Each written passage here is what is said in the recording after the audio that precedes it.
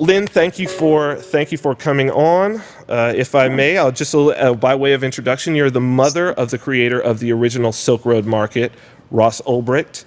And since his arrest in 2013, Lyn has been working tirelessly to defend her son. In May 2015, Ross, an Eagle Scout with no priors, was sentenced to life in prison. Oral arguments for his appeal begin October 6th. Lyn Ulbricht, thank you very much for joining us today on our first inaugural show. Yeah, my pleasure.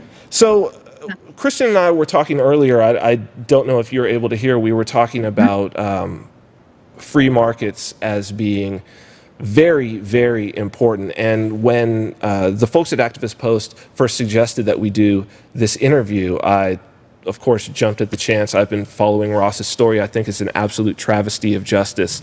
One of the things that I was not aware of, and I just, if you wouldn't mind me reading, they actually forwarded me the Silk Road Charter. I believe this is written by Ross himself, his vision of what he had created. And I think before we get into this, if I could just read this, I think it just really sets the stage. Okay. It says, Silk Road is a global enterprise whose purpose is to empower people to live as free individuals. We provide systems and platforms that allow our customers to defend their basic human rights and pursue their own ends, provided those ends do not infringe on the rights of others. Our mission is to have voluntary interaction between individuals be the foundation of human civilization. There's much more to it, and I hope that as people go on that they read this, but in reading that, I knew that it had been a travesty of justice, but in reading that, I really got the sense that Ross is a political prisoner. Exactly. Oh, I agree. I mean, that is a libertarian manifesto. That's the type of thing that could have been written by a Ludwig von Mises or by a Milton Friedman. If these are people who are celebrated as philosophers, he put it into practice. Well, allegedly, we don't know exactly his role, but yes, I can tell you why I came around to thinking he was a political prisoner. Please. Because initially I thought, well, maybe that's too hyperbolic to say that. I mean, you know, until I saw the sentences of the other Silk Road defendants who were convicted. The biggest drug dealer on Silk Road got 10 years, Jan Slom. So, was convicted of selling mountains of drugs. Right. The biggest heroin and cocaine dealer on Silk Road got 5 years. One of the top administrators of Silk Road during the height of the sales, he's out free, and I'm glad, but he got 17 months time served.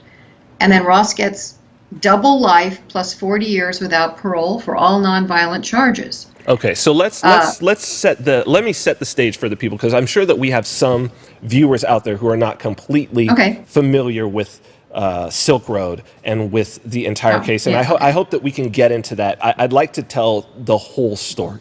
So, which, of course, I would like you to tell the story, but in terms of background, I actually visited the Silk Road. I mean, I have my background as a software developer, and I had heard about this sort of through, the sort of community of developers. And I think it was probably about 2012, it feels like, that where I visited the Silk Road on what's, I guess, known as the dark web in the Tor relays.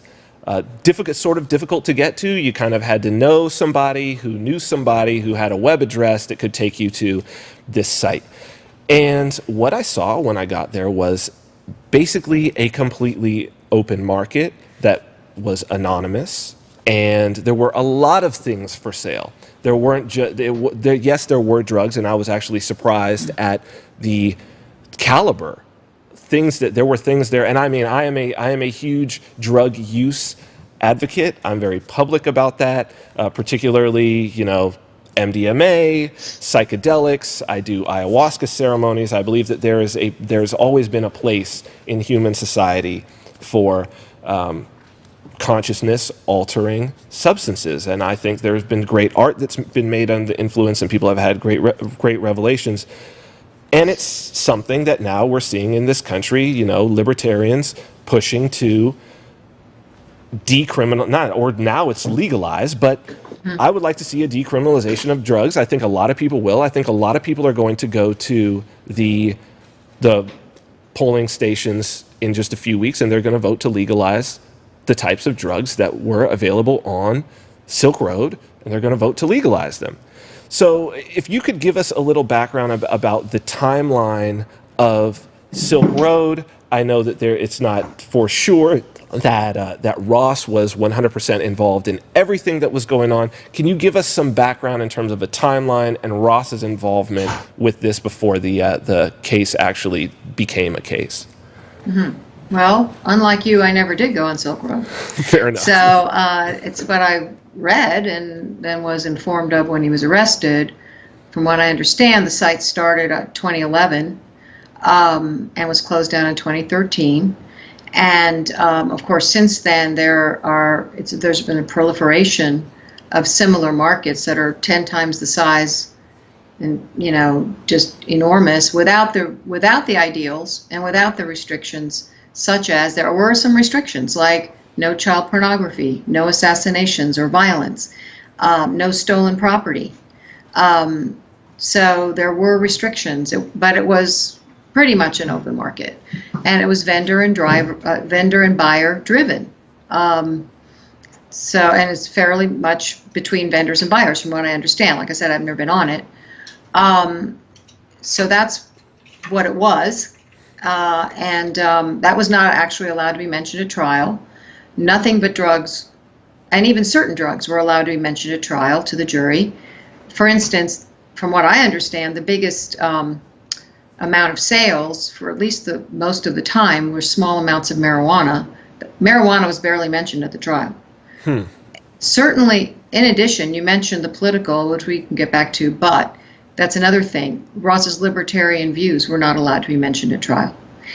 Basically, what was allowed to be told to the jury was a narrative constructed by the prosecution of a ruthless kingpin who would do anything in his power to defend his empire. And it was a drug empire, according to them only, and that he was controlling it. And that's what the jury heard. And from what I understand, that is a distortion, and it certainly doesn't give the full picture. I mean, I in visiting the site myself and with a development background, and as I looked around the site and saw how it operated, I didn't make a purchase, but I did understand what the process was in terms of making a purchase. My impression was that it was similar to any sort of online marketplace like an eBay or something like that, so that if I go and I buy, some computer gear on eBay, eBay is not selling me the computer gear. They're facilitating, perhaps, but eBay may not even be aware that that particular thing is even for sale.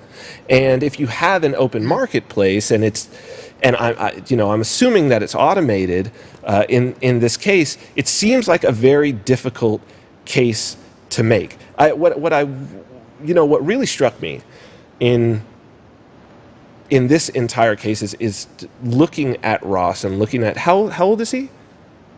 He's 32 now. He was 32. 29 when he was arrested. So here's a young man in his 20s arrested. I look at him and I see the guys who used to sit across from me in development teams. Like that's who I'm looking at, and I know. Except he doesn't have that. He doesn't have the programming skills. He Right. wasn't trained in computer programming, so he probably didn't have their programming skills. Right. So, which is another big question. So to look at someone with these views, it's absolutely heartbreaking. Can you tell us a little bit about Ross? You as his mother, first, and the one thing that I want to say. I really want to, before we get into yes, that, please tell us about talking Ross, about please. the political part, and I Yes, really want please. to talk about that and complete what I was thinking, because it's important for people to realize that it's not just the disparity of the sentencing, which made it quite obvious that it wasn't about drugs. And in fact, the judge in her sentencing goes, "You're no better than a common drug dealer." And Cody Wilson tweeted, he goes, "Well, why don't you sentence him as one then?" It was because it's political, because Ross was a political threat, or they considered Ross. They need an example, but what was a political threat, I think, this is my opinion from observing the whole thing, is Tor and Bitcoin and an alternate currency were a threat and had to be stopped. Chuck Schumer was behind it, behind the investigation, and a force behind this whole thing. He was on the banking committee. Right. It was just very plain to me. And by the way, the judge was recommended by Chuck Schumer to Obama for a nomination, and Preet Bharara, the head of the Southern District and the main prosecutor on this, was Chuck Schumer's special counsel for many years. That's political. But in addition, the judge was very political in the sentencing. She brought up Ross's political beliefs and said she wasn't sure he'd given them up yet. And so because of that, he has to have life in prison. You're saying his libertarian political beliefs? She was saying that he should have given those up? She was saying she wasn't sure he had. She quoted things she referred to the site's philosophy. She referred to quotes, not necessarily by Ross or even DPR, but just quotes calling the government oppressive, calling the government the enemy, and this was called out by her as troubling and dangerous. Now, I think we're allowed to say that. I think that's what this country was founded on, as a matter of fact. And I think actually Thomas Jefferson said it's our duty if we think that. Yes, he did. So I say my opinion is that she's troubling and dangerous. Yes. She took an oath to uphold the First Amendment and free speech and political speech, and instead she used Ross's, DPR's, Silk Road, whatever, the political speech involved in that and the political view as a bolster for a double life sentence for all nonviolent charges. There were no violent charges. Yeah, what were the charges that exactly Ross was put up on? Yeah, well, I can't say exactly, but basically, first of all, to be clear, there were no murder for hire charges at all. They were not charged. Okay. And that has been something that has been decimated all over the place. And there were no murder for hire charges at trial, but yet the prosecution was allowed to talk about them to the jury.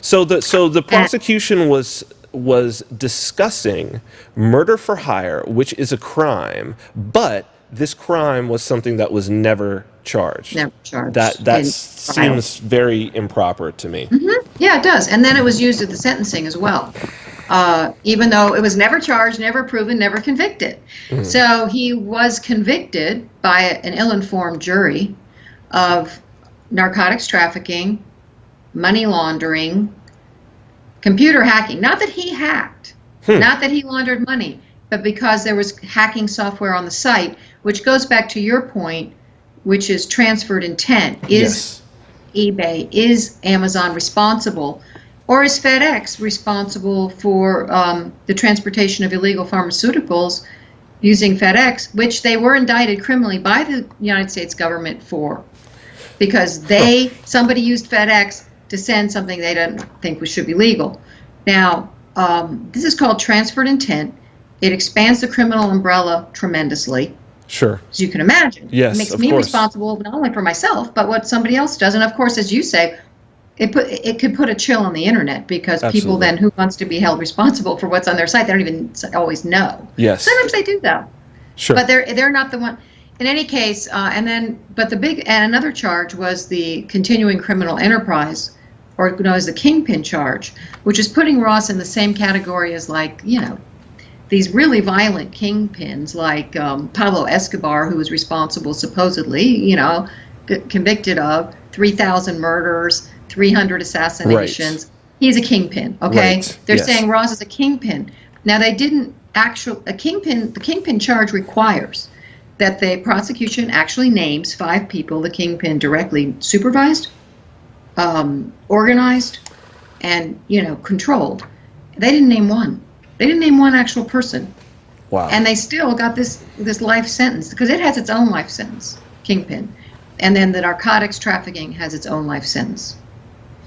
She gave him the maximum possible. It's like, I believe if she could have given him the death penalty, she would have, because she said, I want to give you the maximum I possibly can. To make you an example, so other people won't do it, which of course has not worked at all. In fact, it's like I said, Sure. there's a proliferation of sites. Well, of course, they just get better at hiding themselves, right? This is not that actually having a site that had some restrictions. I think any libertarian, and there are a great many libertarians watching this, anarchists, voluntarists, agorists, people who believe in free markets, people who believe in human rights. We have a right to make voluntary exchanges. We have and someone who's facilitating that. I mean, hell, why don't you go ahead and put the U.S. government up on charges for producing currency that's used in, that facilitates it just as much, right? Well, actually, if you're exchanging currency. So, well, and just to interject there, there was debate on the forums about, well, we should be able to have child porn because it falls into that category, which I guess there's an argument for. The Silk Road administration said, oh, I don't care. Right. We don't care, whoever, because there's lots of people who think there's many DPRs. We don't care. We're not doing it on this site, which Amazon or anybody else has the right to do as well. But I think it also says something about the standards. And some people might laugh at that because of the drug thing, but there wasn't children involved. There wasn't violence involved. No one was forcing anyone to do anything. And I need to be clear, I'm not defending Silk Road or drug use. I'm not here to do that. But I do think that it's important to know that what you read earlier, the statement, what's to argue with that? Exactly. It's really hard to argue with. Yeah, really hard to argue with. I want to get into. I think where this case gets very interesting, but also unfortunately where the major media piece fell off was after the sentencing. I guess during the trial as well, with some of the impropriety that happened with the particular FBI agents involved, but also post-trial things that came out, and now I know that the appeal has begun.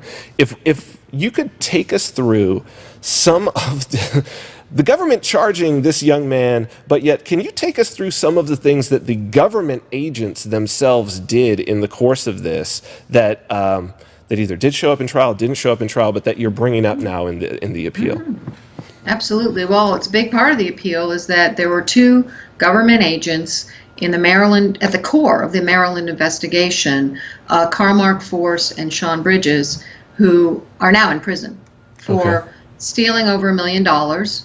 But to me, government agents stole money. This was in Bitcoin, right? They stole. So they had seized Bitcoin that was under the Silk Road account, and then they had from people they had pilfered this.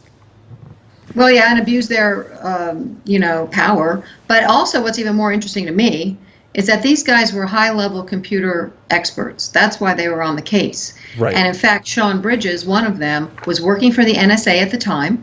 So I assume that gives him all the tools. He is an expert in the darknet. He also has a history of framing people. And but the defense wasn't even informed of his existence till after trial, that particular agent, even though the government knew about him. The other agent, Carl Force, was also adept at computers, and they had high-level admin access. So they could what one journalist called keys to the kingdom. They pretty much could do whatever they wanted. They could change passwords. They could act as DPR or other people. They had They used aliases. They could manipulate, edit, change posts, both on the forum and the marketplace. They had access to bank accounts, keys, PIN numbers. I mean, they could do pretty much anything they wanted for many, many months on there. And yet this was not allowed to be known to the jury, and the jury's being presented with evidence, quote unquote, that these guys had access to. Wait, can we back this up? I just want to be really clear on this. Are you telling me that there was a period of time when federal agents had control of Silk Road, this supposed criminal enterprise, and were doing things? We know that they were stealing. We know this, but we're operating the site. or things were happening, or cooperating. I don't know that they had total control. I don't think but they had the ability to to tamper extensively, to delete things, to add things, to do whatever they wanted, pretty much. And to act as DPR, by the way. And this was never brought up. This was never brought up in the trial. It wasn't permitted by the court to be mentioned to the jury at all. The defense fought it pre-trial. And I remember the morning, it was Christmas morning, and Ross's lawyer called me and he said, man, they will not let us talk about it. He couldn't tell me what, because I don't have attorney-client privilege at the time. He said, it's really, I can't believe they're not going to let us talk about this. And it's appealable, but it's really not, it's terrible that they're not going to. And he fought it and fought it. And the government said, well, if you talk about these agents at trial, then, this will jeopardize our investigation. So the defense goes, fine, well, wait, let's put off the trial till you finish. Right. And no. The court's like, we got to do it now and basically preclude the evidence. Then later it comes out that the agents already knew they were under investigation, that it wasn't going to jeopardize anything at all. And yet the jury didn't even know they existed. Wow. This is the Brady rule is very well established law that says you cannot suppress evidence that is favorable to a defendant. Right. And it happened over and over again in that trial.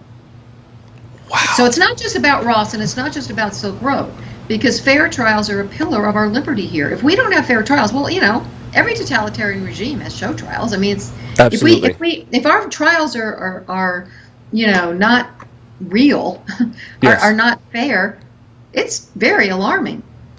Well, I mean, that is the bedrock. One other quick thing about it. Yes, please.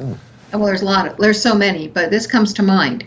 Almost all the evidence, and it goes back to this, it was digital in the trial. It was chats, screenshots, just digital material. And even a mortgage company won't take a screenshot of a bank statement because they know how easily faked it is. Yes. Many experts have said totally vulnerable to being tampered with, changed. And this is what the government used as their evidence. And I'm like, really? And it's like, that puts us all in peril as well. Other courts have thrown it out. But this court has a lower standard of evidence than a mortgage company. This is That's basically what it boils down to. It's absolutely chilling. I mean, I'm really the feeling that I get in the pit of my stomach about this case, and especially sitting here with you. I think anyone who really stops and thinks and puts themselves in a situation and imagines themselves in this situation as someone who really is making a political stand, who really is standing for something, and then that the government is willing and is showing that they're willing to come down, because they couldn't win a fair trial. Apparently, because they didn't have one. If they did, if they could have thought they won, they would have. They wouldn't have fought tooth and nail to have the jury not know. And that's not the only example; it's just the biggest one. But yeah. So let's talk about the appeal, because although this first fair trial, the next step in the justice system that we're supposed to have, that's supposed to be a fair justice system, is supposed to be an appeal. And so this was very recent that the appeal began. And it began in January. Yeah, okay. It's been going on a little while. Mm-hmm. Okay, so can you talk to us about where it stands, what you're appealing, and how things are looking? Sure. And a lot of the whole appeal brief that was submitted by the defense is on freeross.org under documents under the case. So you could, if people do want to read it, it's long. It's, in fact, they had to get permission to have it be that length, and they said they could have put a whole lot more in it because there were so many violations at this trial. It's a lot. But it was submitted in January by the defense. It was replied to by the government, and I think in May, and then they've gone back and forth a couple of times. And then just recently, October 6th is what's called oral arguments, where the three appellate judges and the two sides, the prosecution and the defense, are questioned for only 10 minutes each. And it went over a little bit in each case, but not much. They don't have a lot of time to make their points, to answer the questions, and Then the judges will deliberate now, and we don't know how long that'll take. That could be very soon. It could be next year. We just don't know. They have other cases. They have to write up their opinions and stuff like that. So that's where we are. The appeal is done. Okay. Except for the part for the judges, yes. And there's three main parts to the appeal, okay. and there's a whole lot to it because obviously there's 170 pages. But there's the preclusion of the evidence, not only the two corrupt agents, but other things. But mainly them. There is the use of unconstitutional warrants for Ross's laptop and social media accounts. This has also been backed up. The EFF, Electronic Frontier Foundation, and the National Association of Criminal Defense Lawyers wrote letters submitted as part of the appeal saying this is unconstitutional in our opinion. And what it is they used what's called general warrants, which the Fourth Amendment requires particularity. You have to say, let's say you're seizing a file cabinet. You can't seize the whole file cabinet. You have to say what file. Right. And if you want another file, you got to go get another warrant. Right. And this is our founders' protection against government intrusion, giving us privacy, protecting us from that. It's one of the reasons they fought the Revolutionary Wars, because the British used general warrants. Right. It's a big part of why they wrote the Fourth Amendment. Okay. The government is saying in this case that, well, no, it's not protected because it's digital. It's a laptop. It's not papers like they say in the Constitution. It's not a physical file cabinet. It's your laptop, and that doesn't count. And I'm like, really? It's a laptop or computer is, as we know, a file cabinet on steroids. Right? Yes, I mean, exactly. It's like unbelievable. Gateway to all kinds of stuff. Yes. And so the big question now, and through this case, is one of several that are before the courts, is do we give up our privacy in the digital age because we don't use paper or it's an interesting physical question. File cabinets? It's an interesting question. It's a very important question. It's Absolutely. Which is why EFF signed on. They're very much about that because we're losing our freedoms, as you know, and talked about, and our rights and our protections very, very fast. And these cases, these high-profile cases matter because they trickle down into lower cases, and it becomes kind of the way it is. It's precedent. And precedent's being set with this case. So it's not, I really try to get people to realize, you know what, it's not just about my son, or a drug website or whatever. It's about our rights and being used, as they use the drug war to do, as they use many things to do, taking away our rights and trampling on them and justifying it and distracting with the sensationalism. And meanwhile, this is happening. It's incredibly scary. I think that I know that a lot of people are watching this right now, and if for those who it's their first time being exposed to this case, it really should scare them. It should seriously scare them because it's motivate them to help us. Hopefully, we need help. We're one family. So if people want to help, I know that there's a legal process here, but you are at the forefront of helping Ross. How can people help you? What can they do? Yeah, and we have a lot of things on freeross.org. Of course, it's ridiculously expensive, punitively expensive to fight for justice in this country, which is another way I think the government crushes you. They're so rich and powerful, it's limitless. But when you're just a family with some friends, it's ruinous, really. And so, of course, we always need money. But I know a lot of people don't always have money to give all the time, although that we really do need it. If you go to our shop at Amazon through our homepage, we get a little bit. There's an art game based on art that Ross drew in prison that you can play for very little and help us out that way. We have a store. We're having an event on December 4th where a lot of libertarians and other people interested in this case are coming forward. We're calling it a free Rossathon because it's going to go on for 8 hours, and we're going to have different guest speakers and talk about the issues. And the goal is to raise, so it's like $14,000 for just one bill, not a lawyer bill. It's the bill to print and bind the appellate briefs for the judges to read and send them a digital copy.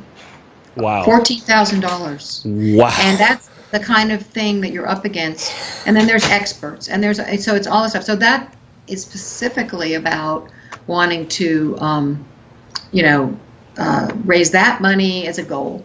But really, we also want to raise awareness, and we're going to have a lot of great people there's a lot of great people who've already confirmed who are going to be talking about different issues. This case is so complex, right, and it goes over so many different areas that we're going to have a real variety, and it's going to be a lot of fun.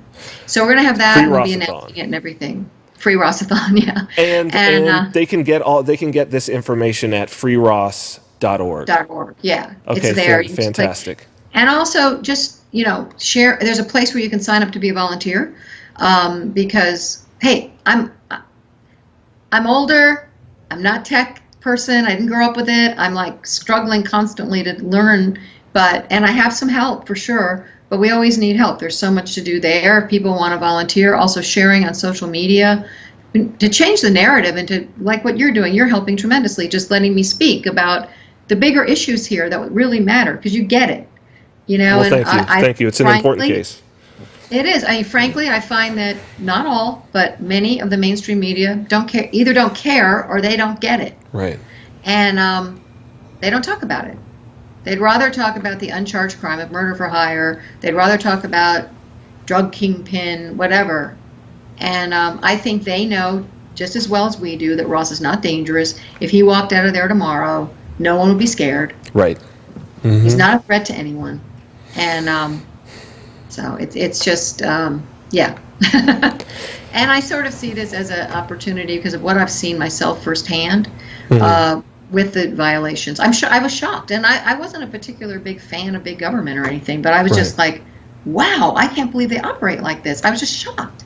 And our lawyer was like, yeah, they do. Yeah, that's what they do. And so I really hope that this is going to be a spotlight on some of that, because it's not just Ross. He's not unique, right, as you know. Right. And I have an opportunity because it's high profile and all of that, but there's people that I know from the prison. And people I know that have been victimized, and it's not American. It's not the American tradition to be treating our citizens like that. To be putting more Americans in cages than any other country in the history of the world, and in the world right now. That's right. This is making money off of people. To me, is human trafficking. What else are you going to call it? Agreed. I agree 100%. This is an important case. It's an important cause for me. I think, I tell people all the time that the only thing that you need to know what the problem with the government is to actually have to interact with the government when you're the more your property or your freedom or your health is on the line, the more you understand that there is a problem. And I have great empathy for Ross, particularly, for you especially. Thank you so much. It's really wonderful that you are doing this for your son. I could totally have seen myself. I was a hacker back in the day. I could totally have seen myself sitting in the same situation that he's sitting in, either by mistake or by being set up. And I'm not sure. You're not the only person who said that. Right, and I'm not sure that my mother would have done anything except written me letters in jail. So I really, it's really wonderful what you're doing, and it's wonderful what you're doing for sort of freedom in general. Well, thanks. I do really hope and intend that this is going to be used for a greater good as well. And so is Ross. We do feel that, and because it is a bigger fight than just this. This happens to be a focus, but it's a way bigger fight, and it's important. I really think we're at a tipping point in history. I agree. And and I think that right now is and this is one battle in that fight, And you were saying he's a political prisoner. Well, he's a prisoner of war, in my opinion. The drug war, war on our freedoms. For sure. And and he's one of you guys, really, and I just call on everyone to help us, it's got to be grassroots. I don't think it's going to come from the established media or, Right. it's got to be grassroots, and it's important for your future. Young. I agree. Most of the people are young, and it's not just young people, but you've hopefully got longer future, and it's important what you're living into. I think we are at a tipping point. I thank you for coming on. I mean, this is our first show. I think that this is what a privilege. Thank you. Well, and what a powerful sort of first coming out of the gate. I'm so glad, honored that you were here, and we are going to hopefully, if you can be available to us, we would love to keep up with you. We'd love to get updates. Okay. This one is near and dear to my heart. So I just really want to thank you, Lyn Ulbricht. You can go to freeross.org to find out more information on how you can help Ross. They can follow you on Twitter at @free_Ross, right? Right. And we have a Facebook community page. And Facebook. Yeah. So, all that social media stuff I had to learn. Get in there. Follow this case. Help Ross. And we will be getting back in touch with you. Thank you so much for being here. Thank you, Vin, so much. Okay, bye. Bye-bye. Christian. Bro. Wow. Whoa. Wow, bro. There's a lot there. What the hell, dude? It's really... Let me tell you why this is scary to me. It's scary because, you know the quote, the JFK quote where he said, if you make peaceful revolution impossible, you make violent revolution inevitable. Mm-hmm. And the libertarian revolution, small L, not the Libertarian Party, but fundamentally a libertarian revolution, the idea of freedom, is nonviolent, right? You go Gandhi, right? You go Martin Luther King. I think fundamentally the founding fathers, the Declaration of Independence is a letter. The Declaration of Independence isn't a bomb. Right. You get what I'm saying? Because you can't sow violent coercion and reap liberty. Mm-hmm. It has to be peaceful. And the thing is, here you have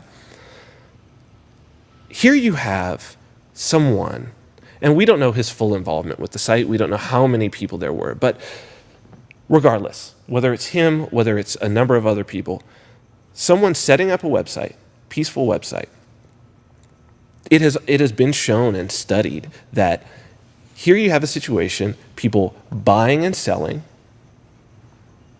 They're figuring out ways to transport this stuff via FedEx, send it through the mail. Two people aren't meeting. There's no guns involved.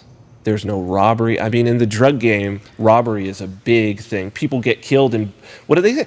Drug deal gone bad. Drug deal gone bad. Drug deal gone bad, right? Here's a way that a drug deal can never go bad, or any other kind of deal, right? Anonymous, through Bitcoin.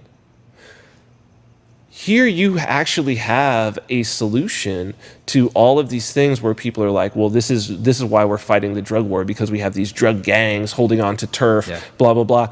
This eliminated that.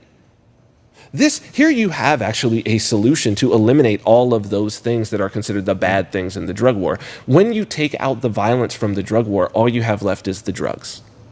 And we already as a society are deciding we don't really quite have the same problem. I mean, she said the vast majority was small amounts of marijuana. That's what was moving. And yet here you have us going to the polls to legalize exactly what that was. Yeah. And this guy creates a site. He's not even selling it. He's just enabling it to be sold, and he goes away for life. It's laced with deception. Like, you could just see it with I think it really comes down to the two agents that were involved, and that's kind of what I was researching. Ross, it seems like he's very innocent. He doesn't seem like he meant to harm anybody, or his intentions were not. I mean, I don't know meant to harm anybody or not, but he did. The question is, did he harm anyone? Exactly. You know, the reason why they gave these life sentences, so that the judge said why they gave these life sentences, was because somehow they found out that from these Silk Road, I don't know how they established this, but what the government basically said was that there were, in the course of the several years, there were 6 overdoses from drugs that were purchased on Silk Road. But it raises this, you know, as you said earlier, about with the freedom comes the responsibility. Right, exactly. Ross didn't. The one thing we know for sure is these were overdoses, and they were overdoses of heroin. Mm-hmm. Ross didn't put the needle in these people's arms and push the plunger. And Ross also did not get them addicted to heroin in the first place. Yeah, it goes back to what you said about, you know, are you going to blame eBay for selling, you know, whatever, if they were selling something illegal, are you going to blame eBay for that? And the question is, no, it's not eBay. It's not their fault. I mean, look, eBay sells combat knives. You could buy a combat knife on eBay. There you go. Right? Perfect example. If I buy a combat knife and I commit suicide with the combat knife, it's not eBay. Can you put eBay basically on trial and give them a life sentence? Give the head of eBay or even a worker at eBay a life sentence because I bought a hunting knife on eBay and slit my wrist? Perfect example. Or I killed somebody. Yep, exactly. A lot at stake. It's you know, it's really the underlying pretense of freedom in this country and all over the world, because it's laced with deception, 1, and 2, it completely annihilates our freedom, you know? Well, and I think what it also puts to bed, and I've said it about this election, but this trial is also an example. Lyn was so right in talking about that we're at a turning point right now. What I see is the backbone of support for this country has always been, oh, we have free speech. Oh, we have, you know, the 4th Amendment against search and seizure. We have the right to a fair trial. All of these things. We have a right to elect our leaders. We elect our leaders. And it's like, boom, here we have an election where we're seeing, yes, it's fucking rigged. Yes, it's fucking rigged. It's fucking rigged. And we know that it was rigged since the time of the primaries. We know that it's been rigged. Anybody who even followed the last elections knows that there are things going on in terms of hacking of the voting machines, et cetera, voter fraud. We know that these things are happening. And not only that, you've got a media shooting out propaganda. The people are ill-informed. They couldn't even vote correctly for their own self-interest if they wanted to, because they don't know their self-interest. So we can't elect our leaders. And second off, we can't get a fair trial. Because I don't really want a fair trial. I don't care about a fair trial for a traffic ticket necessarily. But I certainly care about a fair trial when life in prison is at stake. When taking a 29-year-old at the time that he's arrested, when taking a young man in his 20s and for his political views, bringing his political views into the equation, what fucking country are we living in, man? Like, are we back in Iraq? Like, seriously, because... Yeah, it's... And people would be like, oh, you're exaggerating. Really? Am I exaggerating? Is that an exaggeration for someone to get 4 life sentences for a non-violent crime and that their political views against the government are brought up in the case? Am I really over the top? Because that sounds like a tyranny to me. It's absolute tyranny. And this is one guy, but like she said, this is one that's in the media, but it does not necessarily mean that this is the only one. And you can be guaranteed it's not the only one. And it'll continue to happen if it's not stopped, you know. So this is it's a really interesting case. I learned a lot, and I was like into the story. I was just like, wow, this is, you know, it's actually taking a little while to kind of settle in. And I mean, you imagine yourself in that situation, right? Imagine yourself sitting in that situation. I mean, it's obviously, look, we're sitting here and we're just having a show. We're just having a show. But we're pointing out some things that the government is doing that's a problem. Now, we're not suggesting anybody be violent about it. We're suggesting that the government follow its own rules that it's set out for itself. Exactly. But at what point does it stop?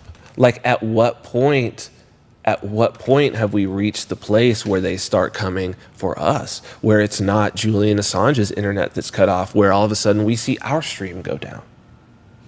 And I'm not saying that that's tomorrow. And I'm not saying that the people in government right now are wanting to do that. But what I'm saying is that if people do not become aware, if people don't push back, if this is okay to do, it's not the last time that such a case is going to come up. And you know what? The next one will be even more bullshit. And the next one more bullshit. Goes and the farther next one and more farther. bullshit. Yeah, real interesting. I know a lot of the viewers are going to sit back and really absorb that one, and I'm sure they're going to look into it, and just as I am, even farther as to what we can do to help and what we can do to protect our rights and our freedoms. It's good, man. It's good. Well, I mean, we got a little while. Why don't I close it on out? So this has been our inaugural first show.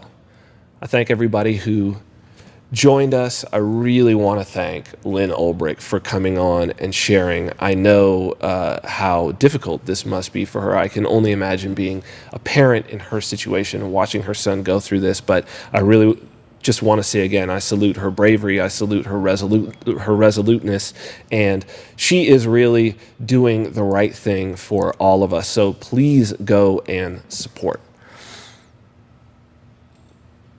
One thing that's come up during this show today is the power of the individual.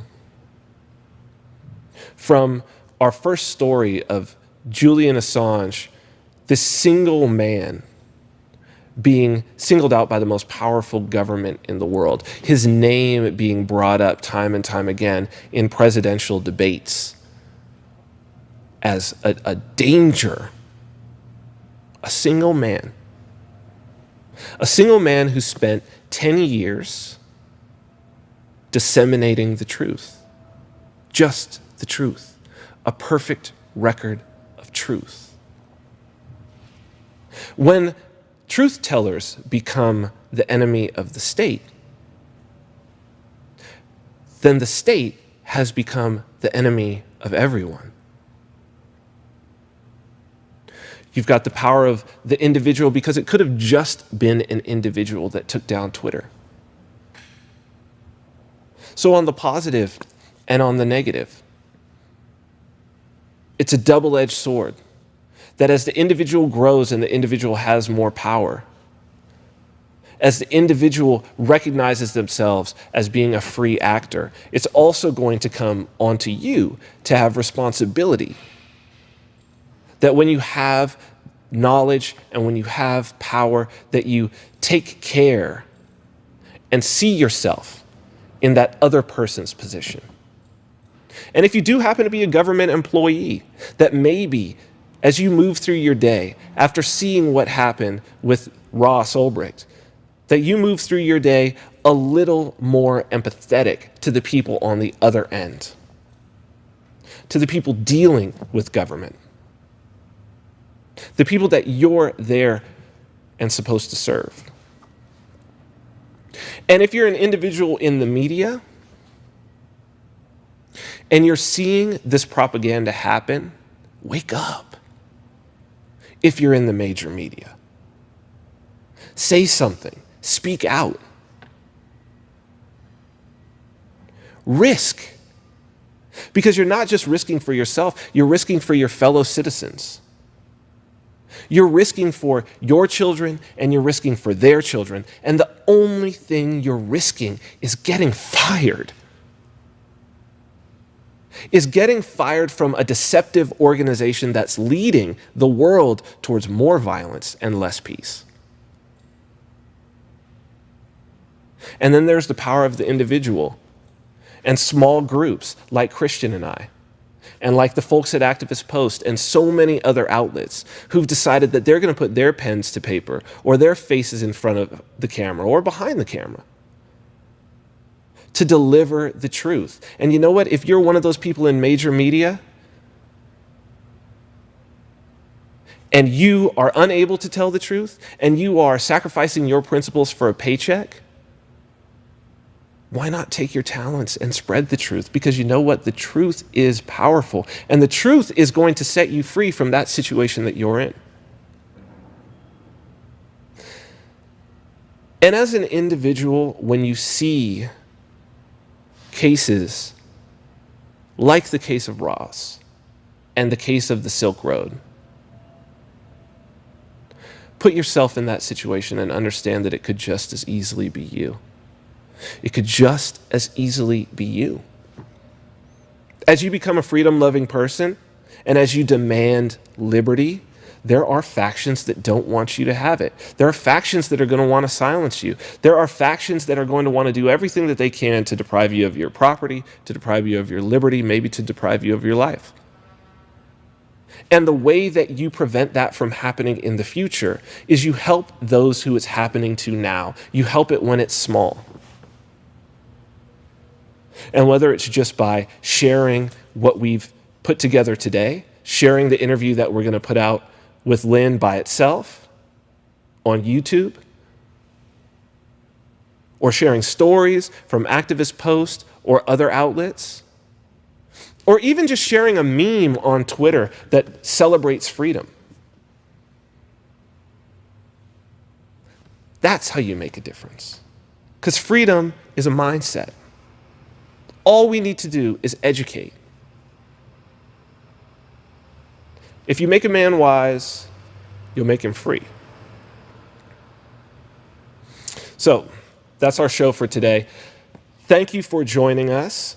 We will be back next Monday at 10 a.m. We've got a great guest. We've got Peter Kallman from Mises Institute, an ambassador there. He's going to talk to us. We're going to get into a little more of the political philosophy side. You're going to love this guy. Has really become a great friend of mine. Very upbeat. It won't be quite as heavy of a show. We're going to have a lot of fun. We're going to talk about a lot of freedom-related things, and we're going to share new updates on everything going on in the world. This is the right kind of propaganda. Thank you very much. Christian, thank you. And I guess we'll see everybody again next week.